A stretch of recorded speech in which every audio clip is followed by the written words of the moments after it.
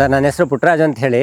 ನಾನು ಕಳೆದ 9 ವರ್ಷಗಳಿಂದ ಈ ಶಾಲೆಯಲ್ಲಿ ಮುಖ್ಯ ಶಿಕ್ಷಕನಾಗಿ ಕೆಲಸ ಮಾಡ್ತಾಯಿದ್ದೀನಿ ಸರ್. ಏನಾದರೂ ಮಾಡಿ ಶಾಲೆಯನ್ನು ಸುಂದರವಾಗಿ ಕಟ್ಟಬೇಕು ಅನ್ನೋ ಒಂದು ಉದ್ದೇಶವನ್ನು ಇಟ್ಕೊಂಡು ನನ್ನ ಸಹೋದ್ಯೋಗಿ ಸಹೋದರ ಬಂಧುಗಳನ್ನು ವಿಶ್ವಾಸಕ್ಕೆ ತೆಕ್ಕೊಂಡು ಆರಂಭದಲ್ಲಿ ಈ ಶಾಲೆಯನ್ನು ಹಂತ ಹಂತವಾಗಿ ಒಂದು ಸುಂದರವಾದಂತಹ ಶಾಲೆಯನ್ನಾಗಿ ನಿರ್ಮಿಸುವ ಕಾರ್ಯದಲ್ಲಿ ನಾನು ಭಾಗಿಯಾದೆ ಸರ್. ಈ ಶಾಲೆ ಈಗ ಸುತ್ತಮುತ್ತಲ ಗ್ರಾಮದಲ್ಲಿ ಏನಾಗಿದೆ ಅಂತ ಹೇಳಿದ್ರೆ ಸರ್, ಶೈಕ್ಷಣಿಕವಾಗಿ ಕಾಳಜಿ ಇಲ್ಲದೆ ಇರೋದ್ರಿಂದ ಪೋಷಕರು ಶಾಲೆ ಕಡೆ ಮುಖ ಮಾಡ್ತಾ ಇರಲಿಲ್ಲ ಸರ್. ಅಂತಹ ಸಂದರ್ಭದಲ್ಲಿ ನಾನೇ ಪೋಷಕರ ಮನೆಗೆ ಭೇಟಿ ಮಾಡಿ ಅವರ ಮಗುವಿನ ಮಾಹಿತಿಯನ್ನು ನೀಡಿ ಅವ್ರನ್ನ ಶಾಲೆ ಕಡೆ ಬರುವ ಹಾಗೆ ಮಾಡ್ತಕ್ಕಂತಹ ಕೆಲಸವನ್ನು ಮಾಡಿದೆ ಸರ್. ಯಾಕೆ ಈ ಒಂದು ಆಲೋಚನೆ ನನ್ನ ಮನಸ್ಸಿನಲ್ಲಿ ಬಂತು ಹಾಗೆ ಅಂತ ಹೇಳಿದ್ರೆ ಸರ್, ನಾನು ಕೂಡ ಬಾಲ್ಯದಲ್ಲಿ ಸರ್ಕಾರಿ ಪ್ರಾಥಮಿಕ ಶಾಲೆಯಲ್ಲೇ ಕಲಿತಂತಹ ವಿದ್ಯಾರ್ಥಿ ಸರ್. ಸರ್ಕಾರಿ ಶಾಲೆಯಲ್ಲಿ 1 ರಿಂದ 4ನೇ ತರಗತಿ ಇದ್ದಂತಹ ಸರ್ಕಾರಿ ಕಿರಿಯ ಪ್ರಾಥಮಿಕ ಶಾಲೆಯಲ್ಲಿ ಓದಿ ಆನಂತರ ನಾನು ಹಿರಿಯ ಪ್ರಾಥಮಿಕ ಶಾಲೆಗೆ ದೂರದ ಒಂದು 7 ಕಿಲೋಮೀಟರ್ ನಡೆದು ಹೋಗಬೇಕಾಗಿತ್ತು ಸರ್. ಆ ಸಂದರ್ಭದಲ್ಲಿ ತುಂಬ ಚಿಕ್ಕವನಾಗಿದ್ದರಿಂದ ನಮ್ಮ ಪೋಷಕರು ಅಷ್ಟು ದೂರ ನಡಿಲಿಕ್ಕೆ ಸಾಧ್ಯ ಆಗುತ್ತಾ, ಆ ಕಾರಣಕ್ಕೋಸ್ಕರ ನೀನು ಶಾಲೆಗೆ ಹೋಗೋದು ಬೇಡ ಅನ್ನುವ ಮನಸ್ಸಿನಿಂದ ನನ್ನನ್ನು ಮನೆಯಲ್ಲೇ ಉಳಿಸ್ತಕ್ಕಂತಹ ಪ್ರಯತ್ನವನ್ನು ಮಾಡಿದರು ಸರ್. ಆ ಸಂದರ್ಭದಲ್ಲಿ ನನ್ನ ಗುರುಗಳಾದಂಥ ಮಾದೇಗೌಡ ಅನ್ನುವಂಥವರು ನನ್ನನ್ನು ಶಾಲೆಗೆ ಕರ್ಕೊಂಡೋಗಿ ಓದಿಸಿದರ ಪರಿಣಾಮವಾಗಿ ನಾನು ಇವತ್ತಿನ ದಿನ ಈ ಸ್ಥಾನದಲ್ಲಿ ಬಂದು ನಿಂತಿದ್ದೀನಿ ಸರ್. ನಾನು ಅನುಭವಿಸಿದಂತಹ ನೋವು ನಾನು ಪಾಠ ಮಾಡ್ತಾ ಇರ್ತಕ್ಕಂತಹ ಮಕ್ಕಳು ಅನುಭವಿಸಬಾರ್ದು ಹಾಗೆ ಅಂಥೇಳಿ ನಾನು ಶಾಲೆಗೆ ಬರದೇ ಇರತಕ್ಕಂತಹ ಮಕ್ಕಳನ್ನು ನಾನೇ ಖುದ್ದು ಮನೆಗೆ ಭೇಟಿ ನೀಡಿ ಅವರನ್ನು ಕರ್ಕೊಂಡು ಬರ್ತಕ್ಕಂತಹ ಕೆಲಸವನ್ನು ನಾನು ಮಾಡ್ತಾಯಿದ್ದೀನಿ ಸರ್. ಪೋಷಕರು ಕೂಡ ನಮ್ಮ ಶಾಲೆ ಬಗ್ಗೆ ಮೆಚ್ಚುಗೆಯನ್ನು ವ್ಯಕ್ತಪಡಿಸಿದ್ದಾರೆ. ಇಲಾಖೆಯ ಅಧಿಕಾರಿಗಳು ಕೂಡ ನಮ್ಮ ಶಾಲೆ ಬಗ್ಗೆ ಮೆಚ್ಚುಗೆಯನ್ನು ಮಾಡಿದ್ದಾರೆ. ಸರ್, ನನ್ನ ಹೆಸರು ರತ್ನಮ್ಮ. ನಾನು ಇಲ್ಲಿಗೆ ಹಳೆ ಸ್ಟೂಡೆಂಟು. ಸರ್, ನಮ್ಮ ಹೆಸರು ಶ್ರುತಿ ಅಂತ. ನನ್ನ ಹೆಸರು ಬಂದು ಸುಧಾರಾಣಿ ಅಂತ. ನನ್ನ ಹೆಸರು ರಮೇಶ್ ಅಂತ. ನಾವು ಭೀಮನಹಳ್ಳಿ ಗ್ರಾಮದವರು. ಈಗಿನ ಭೀಮನಹಳ್ಳಿ ಸರ್ಕಾರಿ ಪ್ರೌಢಶಾಲೆಯ ಅಧ್ಯಕ್ಷರು, STMC ಅಧ್ಯಕ್ಷರು. ನನ್ನ ಹೆಸರು ಪವಿತ್ರ. ನನ್ನ ಹೆಸರು ನವ್ಯಾಬಿ. ನಾನು 9ನೇ ತರಗತಿಯಲ್ಲಿ ಓದುತ್ತಿದ್ದೇನೆ. ಮಂಡ್ಯ ಜಿಲ್ಲೆ ಮಳವಳ್ಳಿ ತಾಲೂಕು. ಈ ಪ್ರೌಢಶಾಲೆ ಯಾತಕಪ್ಪ ಅನುಕೂಲ ಅಂದರೆ ಸುತ್ತಮುತ್ತಲಿನ ನಮ್ಮ 5-6 ಹಳ್ಳಿಗೆ ಅನುಕೂಲ. ಯಾಕೆಂದರೆ ನಮ್ಮ ಅವಾಗ 6 ಕಿಲೋಮೀಟ್ರು 8 ಕಿಲೋಮೀಟ್ರ್ ಹೋಗ್ತಿದ್ರು. ಹೋಗಿದ್ರೆ ಏನಪ್ಪ ಅಂದರೆ 7ನೇ ಕ್ಲಾಸ್ ಓದ್ತಿದ್ದು ಬಿಟ್ಬಿಡ್ತಿರು. ಎಲ್ಲ ಕಪ್ ಕಡಿ ಸುಮಾರು ಇನ್ನೂ ನಮ್ಮ ಕ್ಲಾಸ್ಮೇಟ್ಗಳು ಇದ್ದಾರೆ 7ನೇ ಕ್ಲಾಸ್ ಓದ್ತಿದ್ದು ಅಷ್ಟೇ. ಎಲ್ಲ ಕಪ್ ಕಡಿಗೆ ಹೋಗೋದು, ಕೂಲಿಗೆ ಹೋಗೋದು. ಯಾಕೆಂದರೆ ನಮ್ಮ 5-6 ಹಳ್ಳಿಲಿ ಎಲ್ಲ ಬಡವರೇ, ಎಲ್ಲ ಕೂಲಿ ಕರೆಂಗೆ ಇರೋರು. ನಮ್ಮ ಜನಾಂಗ ಇದು ಎಲ್ಲ ಬಡ ಜನಾಂಗವೇ, ಹಿಂದುಳಿದ ವರ್ಗ ಇದು ನಮ್ಮ ಇಲ್ಲಿರೋ ಅಲ್ಲೆಲ್ಲ. ಆದ್ದರಿಂದ ಇದು ಹೈಸ್ಕೂಲ್ ಬಂದಮೇಲೆ ಅವ್ರು ದಡ ಮುಟ್ಟು SSC ಒಂದು ದಡ ಮುಟ್ತಂಗೆ ಅದು ಎಲ್ಲಕ್ಕೆ ಅನುಕೂಲ ಆಯಿತು. 1 ಲಕ್ಷ ಈ ಹೈಸ್ಕೂಲ್ ಬಂದಮೇಲೆ. ಇಲ್ಲಿ ತುಂಬ ಹಸಿರು ವಾತಾವರಣ ತುಂಬ ಚೆನ್ನಾಗಿದೆ. ಇಲ್ಲಿನ ಗುರುಗಳು ತುಂಬ ಚೆನ್ನಾಗಿ ಪಾಠ ಕಲಿಸ್ಕೊಡ್ತಾರೆ. ಆಮೇಲೆ ಯಾರೇ ಹೊರಗಡೆಯಿಂದ ನೋಡಿದ್ರೆ ಸ್ಕೂಲ್ನ ಒಳಗೆ ಬರಬೇಕು, ನಮ್ಮ ಮಕ್ಕಳನ್ನ ಇಲ್ಲಿ ಸ್ಕೂಲಿಗೆ ಸೇರಿಸ್ಬೇಕು ಅನ್ನೋ ರೀತಿಲಿ ವಾತಾವರಣ ಸೃಷ್ಟಿ ಮಾಡಿಸ್ತವ್ರೆ. ಇಲ್ಲಿ ಇರುವಂಥ ಗುರುಗಳು, ಶಿಕ್ಷಕರು ತುಂಬ ಒಳ್ಳೆಯ ಶಿಕ್ಷಣ ನೀಡುವಂಥ ಗುರುಗಳು. ಈಗೇನಪ್ಪ ಅಂದ್ರೆ ನಮ್ಮ ಹೆಡ್ ಮಾಸ್ಟ್ರು ಅಡ್ಮಿಷನ್ ಆದಮೇಲೆ SSC ಗಂಟೆ ಅವ್ರು ಬಿಡುದಿಲ್ಲ. ಅವ್ರು ಮನೆಗೆ ಹೋಗಿ ಹುಡುಕೊಂಬಂದು ಎತ್ತಕೊಂಬಂದು ಅವ್ರು SSC ಗಂಟೆ ಅವ್ರು ದಡ ಮುಡಿಸ್ತಾರೆ. ಸಾಲ ವೇಳೆಪಟ್ಟಿ ಮುಗಿದ ಮೇಲೆ ಪ್ರತಿ ದಿನಕ್ಕೆ ಒಬ್ಬರು ಇಬ್ಬರಂತೆ ಇಲ್ಲಿ 1 ಗಂಟೆ 2 ಗಂಟೆ ಸಮಯ ಮಕ್ಕಳಿಗೆ ಟ್ಯೂಷನ್ ಹೇಳ್ತಾರೆ ಸಾಲ ಮುಗಿದ ನಂತರ. ಈಗಿನ ಮಕ್ಳಿಗೆ ನಾವು ಏನೋ ಚಿತ್ರಣ ತೋರಿಸಿದ್ರೆ ಅದು ನೆನಪಲ್ಲಿರುತ್ತೆ ಅಷ್ಟೇ. ಅದೇ ಡಿಜಿಟಲ್ ತಂತ್ರಜ್ಞಾನದ ಮುಖಾಂತರ ನೋಡ್ಸಿದ್ರೆ ನಾವು ಅಲ್ಲಿ ನೋಡಿದವನು ನೆನಪಲ್ಲಾರು ಇಟ್ಕೊಂಡಿರ್ತಾರೆ. ಇಲ್ಲಿ ತುಂಬ ವ್ಯವಸ್ಥೆ ಇದೆ, ಗ್ರಂಥಾಲಯ ಇದೆ, ಡಿಜಿಟಲ್ TV ಇದೆ, ಕಂಪ್ಯೂಟರ್ ಇದೆ. ಮಕ್ಕಳಿಗೆ ತುಂಬ ಅನುಕೂಲ ಆಗುತ್ತೆ ಇದು. ನಮ್ಮೊಟ್ಟಿಗೆ ಈ ಭಾಗದ ಜನಪ್ರಿಯ ಶಾಸಕರಾಗಿರ್ತಕ್ಕಂತಹ ಸನ್ಮಾನ್ಯ PM ನರೇಂದ್ರ ಸ್ವಾಮಿ ಸರ್ರವರು ಕೂಡ ಈ ಶೈಕ್ಷಣಿಕ ವರ್ಷದಲ್ಲಿ ನಮ್ಮ ಶಾಲೆಗೆ ಅಗತ್ಯವಾಗಿರ್ತಕ್ಕಂತಹ ಡಿಜಿಟಲ್ ಸೌಲಭ್ಯಗಳನ್ನು ಒದಗಿಸಿದ್ದಾರೆ. ಆ ಮೂಲಕ ಮತ್ತಷ್ಟು ಮಕ್ಕಳನ್ನು ಡಿಜಿಟಲ್ ಶಿಕ್ಷಣದಲ್ಲಿ, ತಾಂತ್ರಿಕ ಶಿಕ್ಷಣವನ್ನು ಒದಗಿಸುವಲ್ಲಿ ಸಹಕಾರ ನೀಡಿದ್ದಾರೆ. ನಾವು ಯಾವುದೇ ಖಾಸಗಿ ಶಾಲೆಗಿಂತಲೂ ಮಿಗಿದಾದಂತಹ ಶಿಕ್ಷಣವನ್ನು ನಾವು ಕೊಡ್ತಾ ಇದ್ದೇವೆ ಸರ್.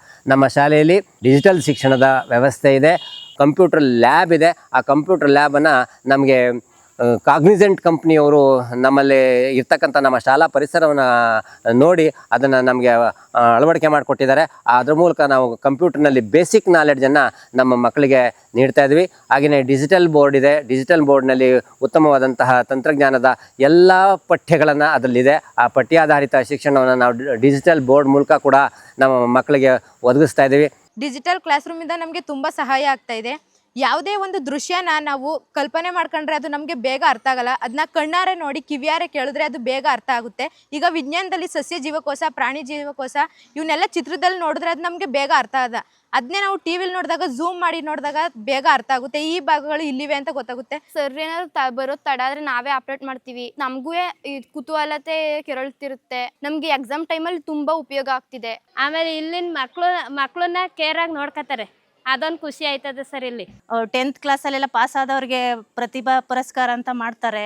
ಪ್ರತಿ ವಿಷಯದಲ್ಲಿ ಯಾರು ಹೆಚ್ಚು ಅಂಕಗಳನ್ನು ಗಳಿಸಿ ಉತ್ತೀರ್ಣರಾಗಿರ್ತಾರೋ ಅಂತಹ ವಿದ್ಯಾರ್ಥಿಗಳಿಗೆ ನಗದು ಬಹುಮಾನವನ್ನು ಕೊಡುವುದರ ಜೊತೆಗೆ ಉತ್ತೇಜನಕಾರಿ ಬಹುಮಾನಗಳನ್ನು ಘೋಷಣೆ ಮಾಡಿ ಅವರುಗಳ ಉನ್ನತ ಶಿಕ್ಷಣಕ್ಕೆ ಹೋಗ್ತಕ್ಕಂತಹ ಕೆಲಸವನ್ನು ನಾವು ಮಾಡ್ತಾ ಬಂದಿದ್ದೇವೆ.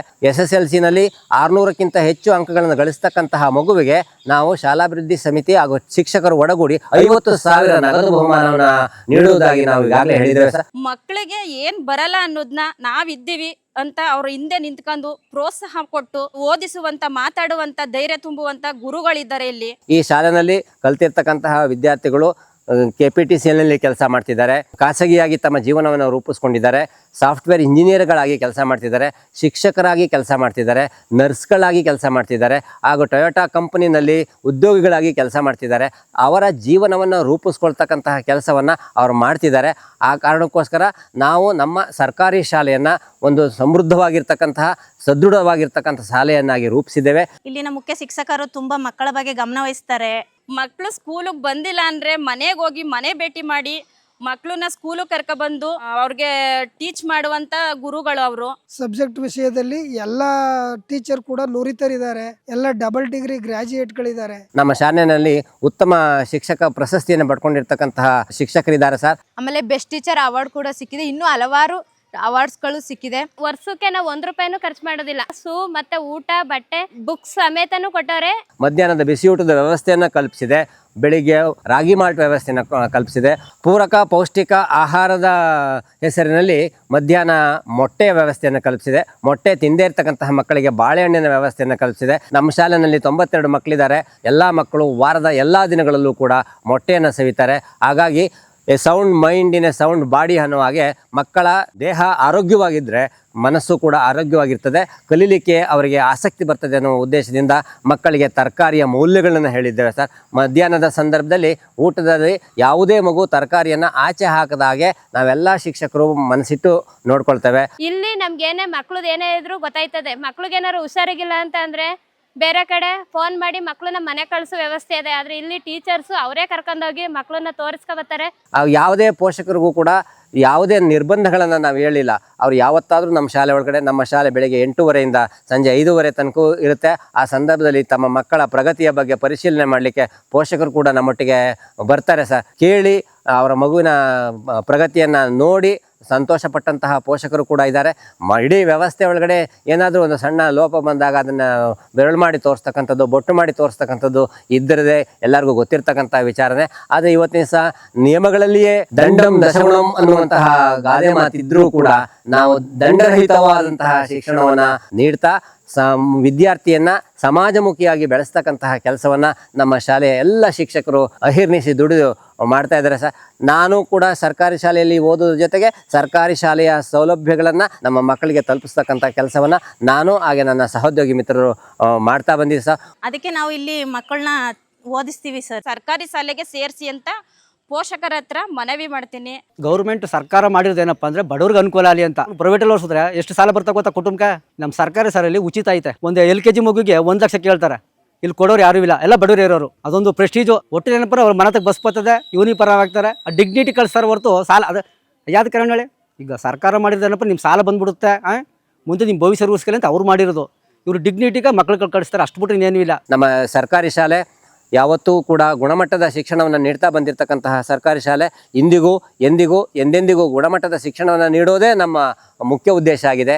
ಆದ್ದರಿಂದ ಗುಣಮಟ್ಟದ ಶಿಕ್ಷಣ ಹಾಗೂ ಮೌಲ್ಯಯುತವಾಗಿರ್ತಕ್ಕಂತಹ ಶಿಕ್ಷಣವನ್ನು ಮಕ್ಕಳಿಗೆ ನೀಡೋದ್ರ ಮೂಲಕ ಉತ್ತಮ ಸಮಾಜದ ನಾಗರಿಕರಾಗಿ ರೂಪಿಸ್ತಕ್ಕಂತಹ ಕೆಲಸವನ್ನು ನಾವು ಮಾಡ್ತಾ ಬರ್ತಿದ್ದೀವಿ, ಮುಂದೆನೂ ಮಾಡ್ತಿರ್ತೀವಿ.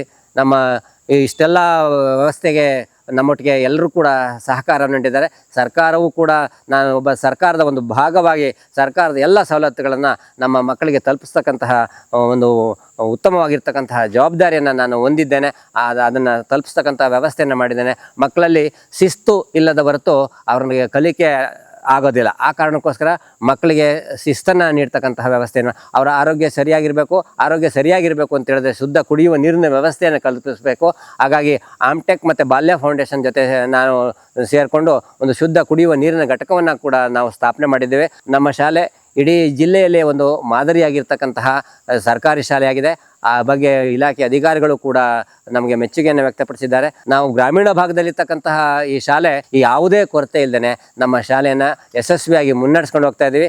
ಆ ಮುನ್ನಡೆಸ್ಕೊಂಡು ಹೋಗ್ಲೇಬೇಕಾದ್ರೆ ನಮ್ಗೆ ಯಾರೆಲ್ಲ ಸಹಕಾರ ನೀಡಿದ್ದಾರೆ, ಸರ್ಕಾರ ಏನೆಲ್ಲ ಸೌಲಭ್ಯಗಳನ್ನು ಕಾಲಕ್ಕೆ ನೀಡ್ತಾ ಇದೆ, ಆ ಎಲ್ಲ ಸೌಲಭ್ಯಗಳನ್ನು ಮಕ್ಕಳಿಗೆ ತಲುಪಿಸೋದ್ರ ಮೂಲಕ ನಾವು ಒಂದು ಸುಂದರವಾಗಿರ್ತಕ್ಕಂತಹ, ಸದೃಢವಾಗಿರ್ತಕ್ಕಂತಹ, ಸಮಾಜಮುಖಿಯಾಗಿರ್ತಕ್ಕಂತಹ ಗುಣಮಟ್ಟದ ಶಾಲೆಯನ್ನಾಗಿ ರೂಪಿಸುವಲ್ಲಿ ನಾವೆಲ್ಲರೂ ಅಗಲ ಹಿಡಿದು ದುಡಿತಾ ಇದ್ದೀವಿ.